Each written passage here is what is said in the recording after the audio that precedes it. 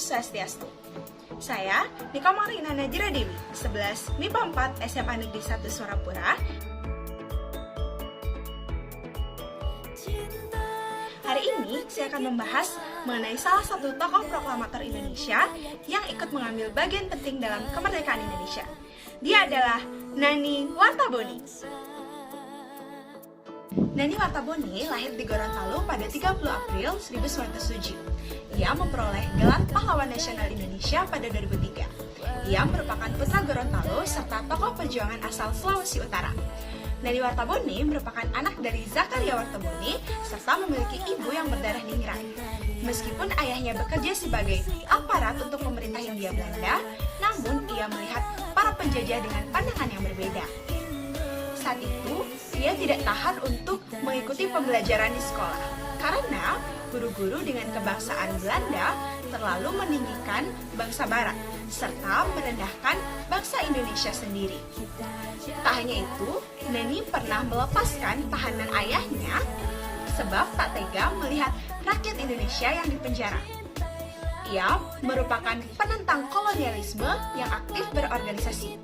Nani Wartaboni memasuki sekolah di Surabaya dan mendirikan Jong Gorontalo di Surabaya pada 1923. 5 tahun berselang, pada 1928, ia menjadi Ketua PNI Cabang Gorontalo. Sejak saat itulah, perjuangannya untuk kemerdekaan Indonesia dimulai. Nani Wartaboni adalah seorang pahlawan yang mengumumkan kemerdekaan Indonesia setelah memporak-porandakan pasukan Belanda di Gorontalo pada 23 Januari 1942, atau 2 tahun sebelum Indonesia merdeka.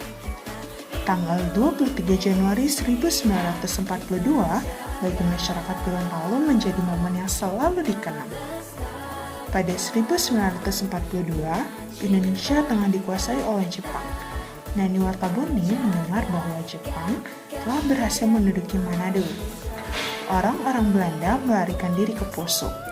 Hal ini lantas membuat orang Belanda di Gorontalo merasa khawatir. Mereka pun bersiap pergi dengan lebih dulu melakukan bumi hangus. Pada 22 Januari 1942, Belanda membakar kapal motor kayu dan gudang kopra di pelabuhan. Mengetahui peristiwa ini, Nani menyiapkan senjata dan pasukannya. Pada 23 Januari 1942, pasukan yang ia pimpin langsung berangkat dari Solo menuju Gorontalo. Nani Wartaboni pun berhasil menangkap para pejabat Belanda di Gorontalo.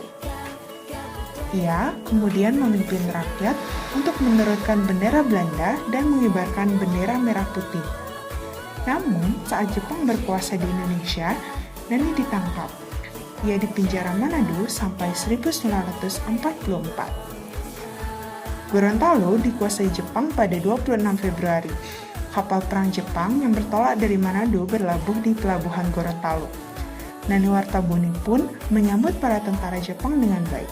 Sampai akhirnya, setelah menduduki Indonesia, Jepang melarang adanya pengibaran bendera merah putih. Mereka juga menuntut agar warga Gorontalo tunduk terhadap Jepang. Nani Wartaboni pun menolak permintaan tersebut. Rakyat yang berpihak dengan Nani kemudian melakukan mogok massal yang membuat Gorontalo bak kota mati. Melalui peristiwa ini, Jepang menfitnah bahwa Nani Wartaboni telah menghasut rakyat untuk memberontak kepada Jepang. Pada 30 Desember 1943, ia pun ditangkap dan dibawa ke Manado. Ia baru dilepaskan pada 6 Juni 1945, detik-detik Jepang mulai kalah terhadap sekutu.